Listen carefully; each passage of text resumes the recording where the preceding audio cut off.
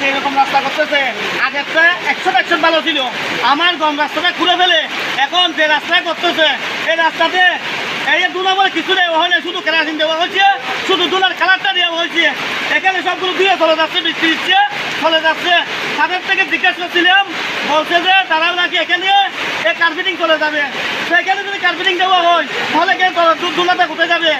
এই জন্য তো আমি বলছি, প্রশাসনের উদ্দেশ্য করে বলতেছি, এটার কাছে যেন এটার দিকে যেন নজর দিয়ে দেখে। বহুত ভালো ছিল। আবার আসলে কেরাসিন জনগণ গাড়ি ঘোড়া ভাবলে দেখেন আমার নিচে দেখেন যদি পারেন আপনারা আমাদের তো কিছু বলে নেই ওদের।